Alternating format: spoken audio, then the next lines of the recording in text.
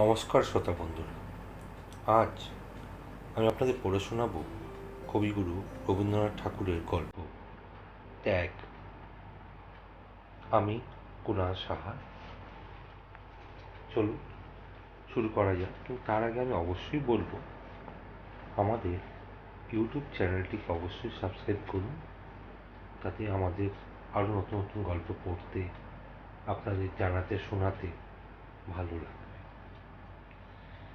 গল্প ত্যাগ। ফাল্গুনের প্রথম পূর্ণিমায় আম্রমুকুলের গন্ধ লইয়া নববসন্তের বাতাস বহিতেছে। পুষ্করিণীর তীরে একটি পুরাতন লিচু গাছের ঘন পল্লবের মধ্য হইতে একটি নিদ্রাহীন অশান্ত পাপিয়ার গান মুখুজ্জের বাড়ির একটি নিদ্রাহীন শয়নগৃহের মধ্যে দিয়া প্রবেশ করিতেছে। হেমন্ত কিছু চঞ্চলভাবে কখনো তার স্ত্রীর একগুচ্ছ চুল খোপা হইতে বিশিষ্ট করিয়া লইয়া আঙ্গুলে জড়াইতেছে, কখনো তাহার বালাতে চুলিতে সংঘাত করিয়া ঠুং ঠাং শব্দ করিতেছে, কখনো তাহার মাথার ফুলের মালাটা টাঙিয়া স্থানচ্যুত করিয়া তাহার মুখের উপর আনিয়া ফেলিতেছে। সন্ধ্যাবেলাকার নিস্তব্ধ ফুলের গাছটিকে সচেতন করিয়া তুলিবার জন্য বাতাস যেমন একবার এপাশ হইতে একবার ওপাশ হইতে একটু একটু নাড়াচাড়া করিতে থাকে, হেমন্তের কতকটা সেই ভাব। কিন্তু কুসুম সম্মুখের চন্দ্রলোক প্লাবিত অসীম শূন্যের মধ্যে দুই নেত্রকে নিমগ্ন করিয়া দিয়া স্থির হইয়া বসিয়া আছে। স্বামীর চাঞ্চল্য তাহাকে স্পর্শ করিয়া প্রতিহত হইয়া ফিরিয়া যাইতেছে। অবশেষে হেমন্ত কিছু অধীর ভাবে কুসুমের দুই হাত নাড়া দিয়া বলিল, কুসুম, তুমি আছো কোথায়? তোমাকে যেন একটা মস্ত দূরবীন কষিয়া বিস্তর ঠাহর করিয়া বিন্দুমাত্র দেখা যাইবে, এমনকি দূরে গিয়া পড়িয়াছ। আমার ইচ্ছা তুমি আজ একটু কাছাকাছি এসো, দেখো দেখি কেমন চমৎকার রাত্রি। কুসুম শূন্য হইতে মুখ ফিরাইয়া লইয়া স্বামীর মুখের দিকে রাখিয়া কহিল, এই জ্যোৎস্না রাত্রি, এই বসন্তকাল সমস্ত এই মুহূর্তে মিথ্যা হইয়া ভাঙিয়া যাইতে পারে।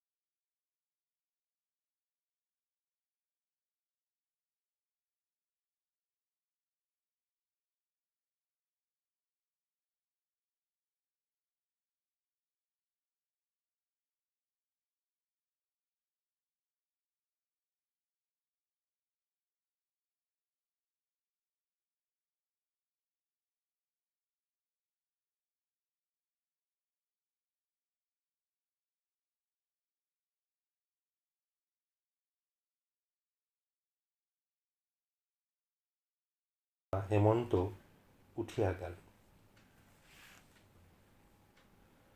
কুসুম বুঝিল যে স্বামী চলিয়া গেল সে স্বামীকে আর ফিরিয়া পাইবে না, কিন্তু আশ্চর্য মনে হইল না, এ ঘটনাও যেন অনন্য দৈনিক ঘটনার মতো অত্যন্ত সহজভাবে উপস্থিত হইল।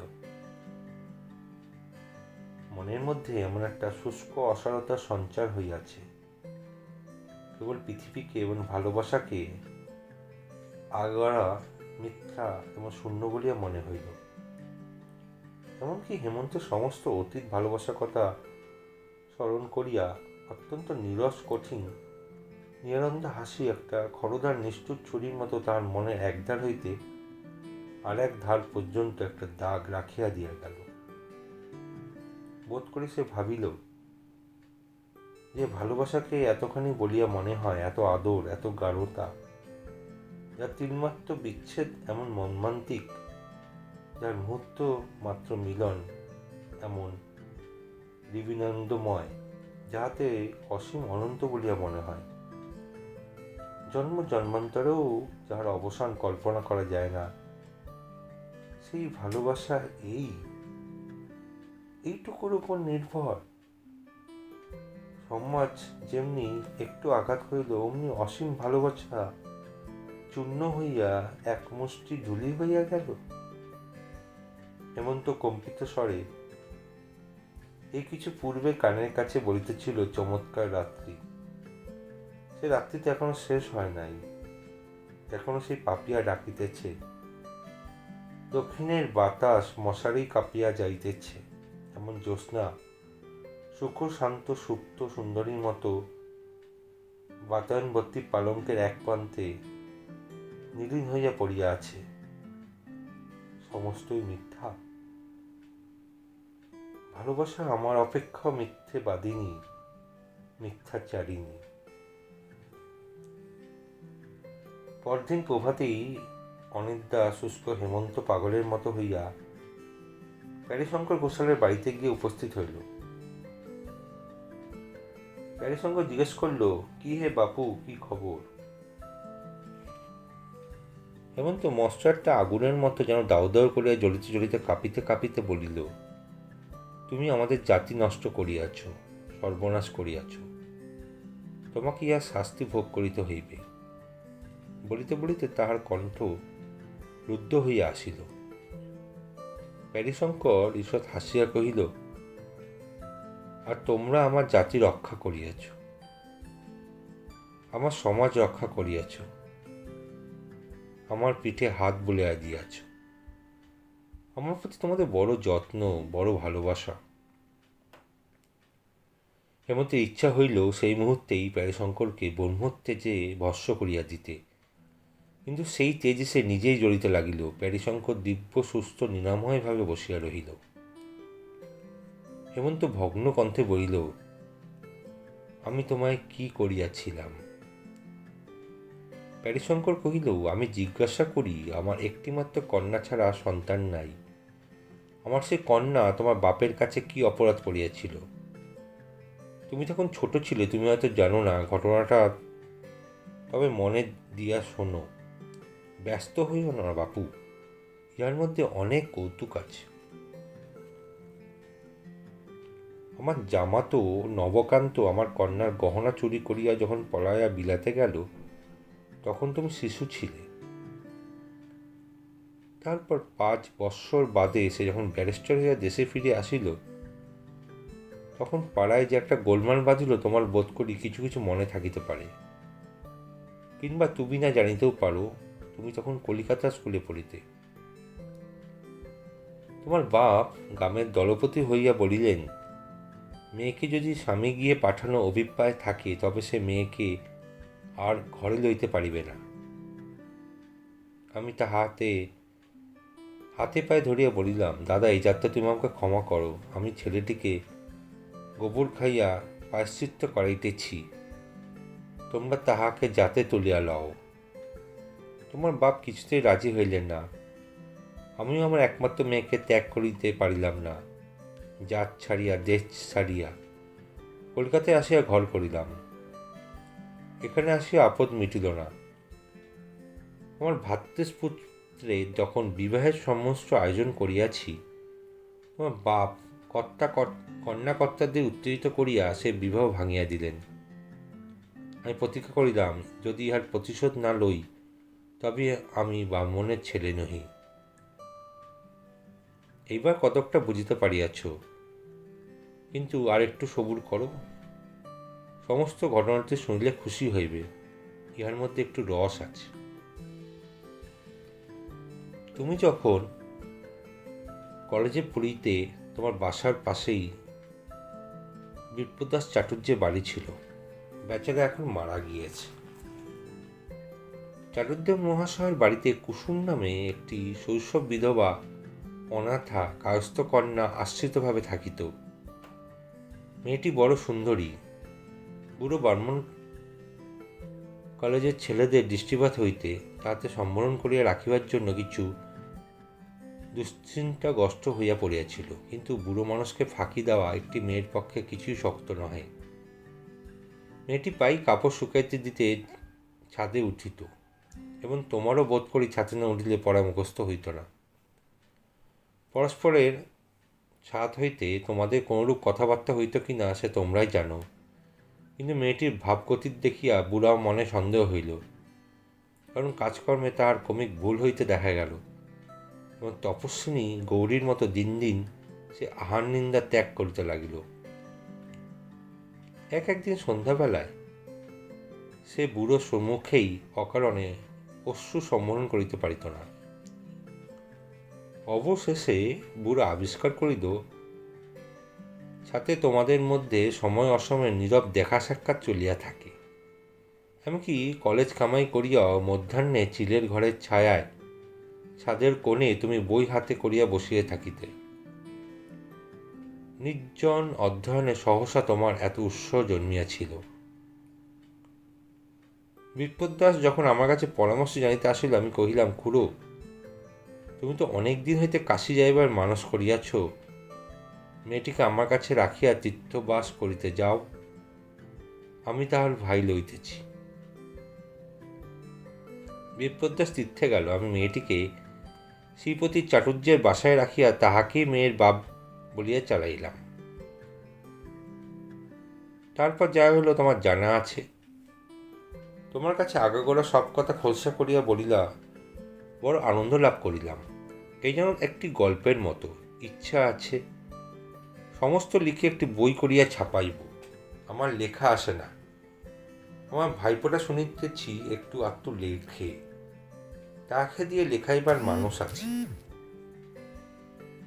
কিন্তু তোমাকে তাহাতে মিলিয়া লিখিতে সবচেয়ে ভালো হয়, কারণ গল্পের উপসংহারটি আমার ভালো করিয়া জানা নাই। হেমন্ত প্যারীশঙ্কর এই শেষ কথাগুলিকে বড় একটা কান্না দিয়ে কহিল, কুসুম এই বিবাহে কোনো আপত্তি করে নাই? প্যারীশঙ্কর কহিল, আপত্তি ছিল কি না বোঝা ভারী শক্ত। জানো তো বাপু, মেয়ে মানুষের মন যখন না বলে তখন হ্যাঁ বুঝিতে হয়। প্রথমত দিন কর্তক নতুন বাড়িতে আসিয়া তোমাকে না দেখিতে পাইয়া কেমন পাগলের মতো হইয়া গেল। তুমিও দেখিলাম কোথা হইতে সন্ধান পাইয়াছ। তাই বই হাতে করিয়া কলেজে যাত্রা করিয়া তোমার পথ ভুল হইত, এবং শ্রীপতির বাসার সম্মুখে আসিয়া কি যেন খুঁজাইয়া বেড়াইতে, ঠিক যেন প্রেসিডেন্সি কলেজের রাস্তা খুঁজিতে তাহা বোধ হইত না, কারণ ভদ্রলোকের বাড়ির জানালার ভেতর দিয়া কেবল পতঙ্গ এবং উন্মাদ যুবকদের হৃদয়ের পথ ছিল মাত্র। দেখিয়ে শুনে আমার বড় দুঃখ হইল। দেখলাম তোমার পড়ার বড়ই ব্যাঘাত হইতেছে, এবং মেয়েটির অবস্থাও সংকটাপন্ন। একদিন কুসুমকে ডাকিয়া লইয়া কহিলাম, বাছা, আমি বুড়ো মানুষ, আমার কাছে লজ্জা করিবার আবশ্যক নাই। তুমি যাহাকে মনে মনে প্রার্থনা করো আমি জানি। ছেলেটিও মাটি হইবার জো হইছে। আমার ইচ্ছা তোমাদের মিলন হয়। শুনিবা মাত্র কুসুম একেবারে বুক ফাটিয়া কাঁদিয়া উঠিল এবং ছুটাইয়া পালাইয়া গেল। এমনি করিয়া প্রায় মাঝে মাঝে সন্ধ্যাবেলা শ্রীপতির বাড়ি গিয়া কুসুমকে ডাকিয়া তোমার কথা পারিয়া কমে তাহার লজ্জা ভাঙিলাম। অবশেষে প্রতিদিন ক্রমিক আলোচনা করিয়া তাহাকে বুঝাইলাম যে বিবাহ ব্যতীত পথ দেখি না, তাহা ছাড়া মিলনের আর কোনো উপায় নাই। কুসুম কহিল, কেমন করিয়া হইবে? আমি কহিলাম, তোমাদের কুলীনের মেয়ে বলিয়া চালাইয়া দেব। অনেক তর্কের পর সে এ বিষয়ে তোমার মত জানিতে কহিল। আমি কহিলাম, ছেলেটা একে খেপিয়া যাইবার জো হইয়াছে, তাহাকে আবার এ সকল গোলমালের কথা বলিবার আবশ্যক কি? কাজটা বেশ নিরাপত্তে নিশ্চিন্তে নিষ্পন্ন হইয়া গেলে সকল দিকে সুখের হইবে। বিশেষত এ কথা যখন কখনো প্রকাশ হইবার কোনো সম্ভাবনা নাই, তখন বেচারাকে কেন গায়ে পড়িয়া চিরজীবনের মতো অসুখী করা? কুসুম বুঝিল কি বুঝিল না বুঝিতে পারিলাম না। কখনো কাঁদে, কখনো চুপ করিয়া থাকে। অবশেষে আমি যখন বলি তবে কাজ নাই, তখন আবার সে অস্থির হইয়া ওঠে। এইরূপ অবস্থায় শ্রীপতিকে দিয়া তোমাকে বিবাহের প্রস্তাব পাঠাই। দেখলাম সম্মতিতে তোমার তিনমাত্র বিলম্ব হইল না। তখন বিবাহের সমস্ত ঠিক হইল। বিবাহের অনতিপূর্বে কুসুম এমনি বাকিয়া দাঁড়াইল, তাহাতে আর কিছুতেই বাগাইতে পারি না। সে আমার হাতে পায়ে ধরে বলে, ইহাতে কাজ না জ্যাঠামশাই। আমি বললাম, কি সর্বনাশ! সমস্ত স্থির হইয়া গেছে, এখন কি বলে ফিরাইব? কুসুম বলে, তুমি রাষ্ট্র করিয়া দাও, আমার হঠাৎ মৃত্যু হইয়াছে, আমাকে এখানে হতে কোথাও পাঠাইয়া দাও। আমি বলিলাম, তাহা হইলে ছেলেটির দশা কি হইবে? তাহার বহুদিন আশাকাল পূর্ণ হইবে বলিয়া সে স্বর্গে চড়িয়া বসিয়াছে, আজ আমি হঠাৎ তাহাকে তো মৃত্যু সংবাদ পাঠাইব? আবার তাহার পরদিন তোমাকে তার মৃত্যু সংবাদ পাঠাইতে হইবে, এবং সেই দিন সন্ধ্যাবেলায় আমার কাছে তোমার মৃত্যু সংবাদ আসিবে। আমি কি বুড়ো বয়সে স্ত্রী হত্যা, ব্রহ্মহত্যা করিয়া বসিয়াছি? তাহার পর শুভলগ্নে শুভ বিবাহ সম্পন্ন হইল। আমি আমার একটা কর্তব্য দায় হইতে অব্যাহতি পাইয়া বাঁচিলাম। তাহার পর কি হইল তুমি জানো? হেমন্ত কহিল, আমাদের যাহা করিবার তাহা তো করিলেন, আবার কথাটা প্রকাশ করিলেন কেন? প্যারীশঙ্কর কহিলেন, দেখিলাম তোমার ছোট ভগ্নীর বিবাহে সমস্ত স্থির হইয়া গেছে। তখন মনে মনে ভাবিলাম, একটা ব্রাহ্মণের জাত মারিয়াছি, কিন্তু সে কেবল কর্তব্য বোধে। আবার আর একটা ব্রাহ্মণের জাত মারা পড়ে, আমার কর্তব্য এটা নিবারণ করা। তাই তাহাদের চিঠি লিখিয়া দিলাম, বললাম, হেমন্ত যে শুদ্ধের কন্যা বিবাহ করিয়েছে তার প্রমাণ আছে। হেমন্ত বহু কষ্টে ধৈর্য সম্বরণ করিয়া কহিল, এই যে মেয়েটিকে আমি পরিত্যাগ করিব, ইহার দশা কি হইবে, আপনি ইহাকে আশ্রয় দেবেন? প্যারীশঙ্কর কহিলেন, আমার যাহা কাজ তাহা আমি করিয়াছি, এখন পরের পরিত্যক্ত স্ত্রীকে পোষণ করা আমার কর্ম নহে। ওরে হেমন্তবাবুর জন্য বরফ দিয়ে এক গ্লাস ডাবের জল লইয়া আয়, আর পান আনিস। হেমন্ত এই সুশীতল আতিথ্যের জন্য অপেক্ষা না করিয়া চলিয়া গেল। কৃষ্ণপক্ষের পঞ্চমী, অন্ধকার রাত্রি, পাখি ডাকিতেছে না। পুষ্করিণীর ধারে লিচু গাছটি কালো চিত্রপথের উপর গাঢ়তর দাগের মতো লেপিয়া গেছে। কেবল দক্ষিণের বাতাস এই অন্ধকারে অন্ধভাবে ঘুরিয়া ঘুরিয়া বেড়াইতেছে, যেন তাহাকে নিশিতে পাইয়াছে। আর আকাশের তারা নিম্নিমের সতর্ক নেত্রে প্রাণপণে অন্ধকার ভেদ করিয়া কি একটা রহস্য আবিষ্কার করিতে প্রবৃত্ত আছে। শয়নগৃহে দীপ জ্বালা নাই। হেমন্ত বাতায়নের কাছে খাটের উপর বসিয়া সম্মুখের অন্ধকারের দিকে চাহিয়া আছে। কুসুম ভূমিতলে দুই হাতে তাহার পা জড়াইয়া পায়ের উপর মুখ রাখিয়া পড়িয়া আছে। সময় যেন স্তম্ভিত সমুদ্রের মতো স্থির হইয়া আছে, যেন অনন্ত নিঃশ্বাসিনীর উপর অদৃষ্ট চিত্তকর একটি চিরস্থায়ী ছবি আঁকিয়া রাখিয়াছে। চারিদিকে প্রলয়, মাঝখানে একটি বিচরক, এবং তাহার পায়ে কাছে একটি অপরাধিনী। আবার চটি জুতার শব্দ হইল। হরিহর মুখার্জি দ্বারের কাছে আসিয়া বলিলেন, অনেকক্ষণ হইয়া গিয়েছে, আর সময় দিতে পারি না। মেয়েটাকে ঘর হইতে দূর করিয়া দাও। কুসুম এই স্বর শুনিবা মাত্র একবার মুহূর্তের জন্য চিরজীবনের স্বাদ মিটাইয়া হেমন্তের দুই পা দ্বিগুণতর আবেগকে চাপিয়া ধরিল। চরণ চুম্বন করিয়া পায়ের ধুলা মাথায় লইয়া পা ছাড়িয়া দিল। হেমন্ত উঠিয়া গিয়া পিতাকে বলিল, আমি স্ত্রীকে ত্যাগ করিব না। হরিহর গর্জিয়া উঠিলা, কহিল, জাত খোয়াইবি? হেমন্ত কহিল, আমি জাত মানি না, তবে তুই শুদ্ধ দূর হইয়া যা। সমাপ্ত। এতক্ষণ শুনলেন কবিগুরু রবীন্দ্রনাথ ঠাকুরের ছোট গল্প ত্যাগ। Audio voice Kunal Saha. আমাদের ইউটিউব চ্যানেলকে অবশ্যই সাবস্ক্রাইব করুন নিত্য নতুন আরও ভালো গল্প শোনার জন্য। অনেক ধন্যবাদ।